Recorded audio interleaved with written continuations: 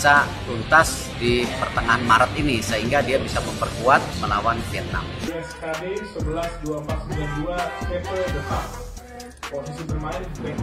사실 기분은 상당히 지금 안 좋은 상태고 우리가 사실은 선수 차출도 힘든 부분에 있어서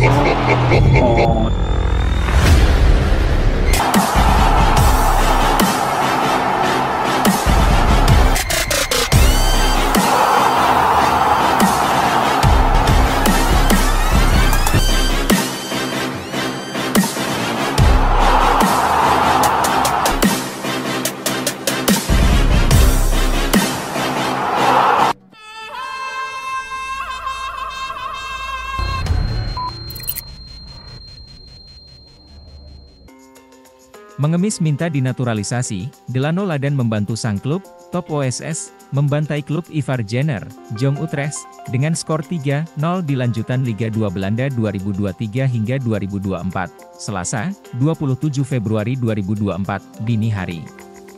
Waktu Indonesia Barat, Top OSS yang menempati peringkat 19 dari 20 tim Liga 2 Belanda 2023 hingga 2024 melakoni laga tandang ke markas Jong Utrecht.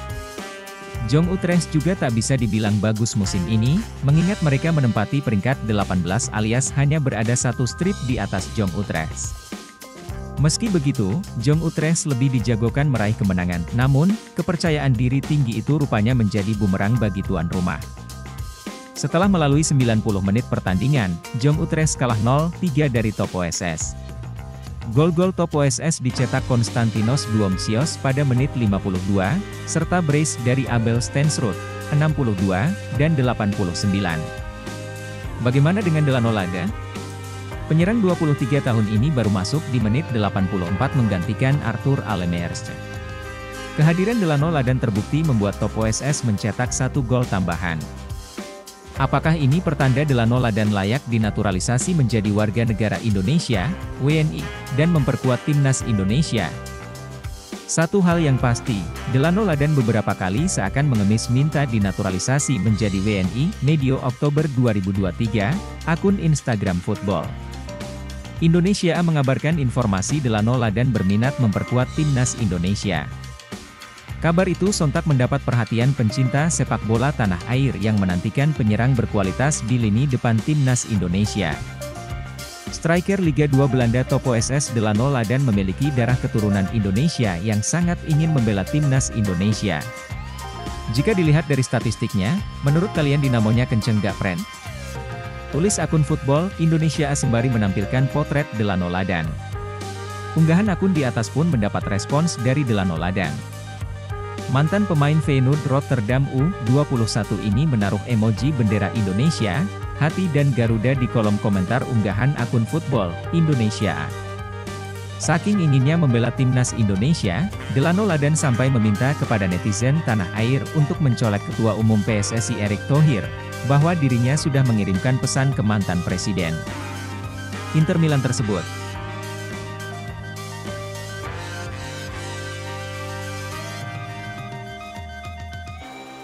PSSI harap 3 calon pemain naturalisasi bisa main di Maret. Ketua PSSI Erick Thohir berharap 3 calon pemain naturalisasi timnas Indonesia bisa tampil di kualifikasi Piala Dunia 2026 pada Maret mendatang.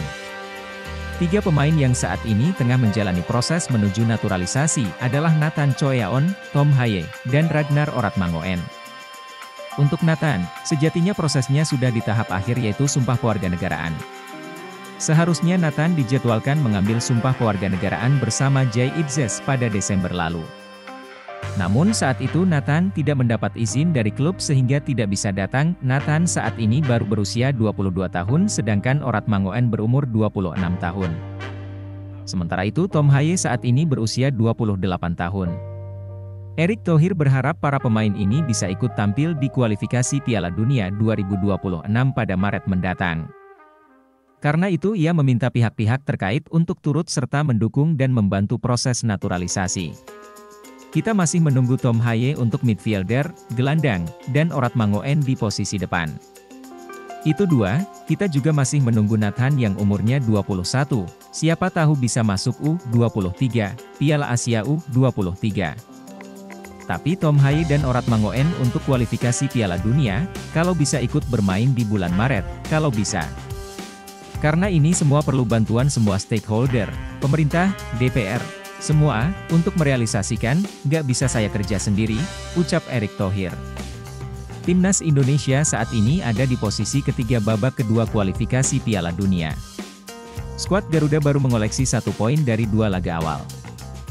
Duel lawan Vietnam, kandang dan tandang, pada bulan Maret bakal memegang peran penting terhadap peluang lolos Timnas Indonesia. Andai bisa meraup 6 poin dari 2 laga tersebut, peluang lolos ke babak ketiga terbuka lebar.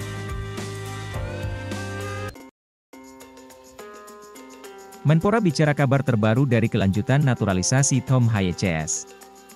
Menteri Pemuda dan Olahraga Republik Indonesia, Menpora, Dito Aryo Tejo, bicara kabar terbaru mengenai kelanjutan naturalisasi dari pemain keturunan yang tengah diurus PSSI.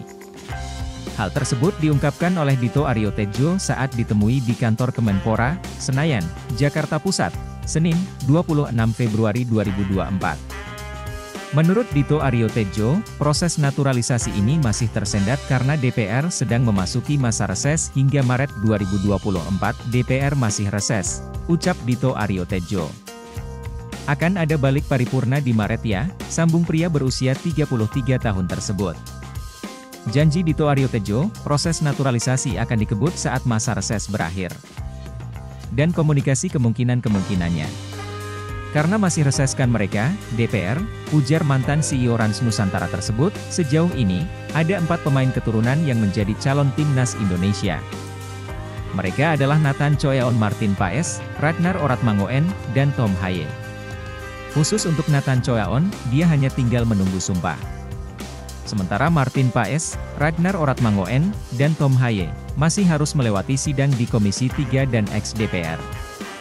Proses naturalisasi Ragnar dan Tom Haye sudah beres di pemerintah, ucap anggota Komite Eksekutif Exco PSSI, Arya Sinulinga.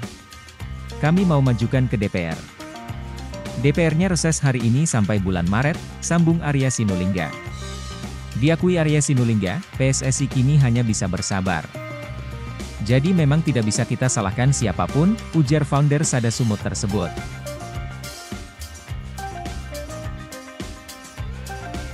Tom Haye dan Ragnar Orat Mangoen tiba, media Vietnam sebut lini tengah Timnas Indonesia sempurna.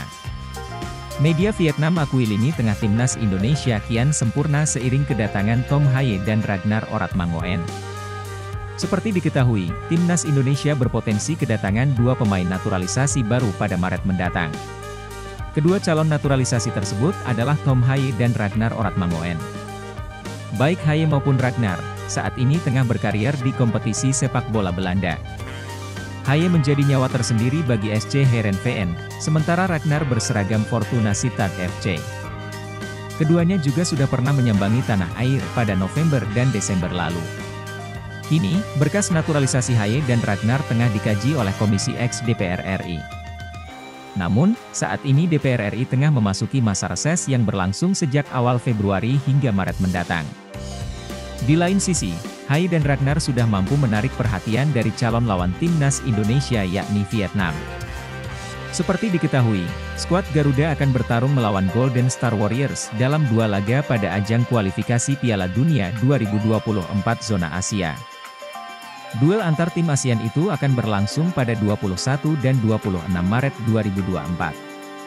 Haye dan Ragnar diproyeksikan tampil membela timnas dalam laga tersebut. Hal itulah yang membuat nama mereka mendapat sorotan dari media Vietnam seperti TTO247. Dalam laporannya, media tersebut sangat mengakui kemampuan Haye dan Ragnar. Berkat permainan keduanya yang dinilai menawan, timnas disebut-sebut memiliki lini tengah yang apik. Hadirnya Haye dan Ragnar dinilai menyempurnakan lini tengah yang dimiliki oleh tim besutan Shin Tae-yong tersebut.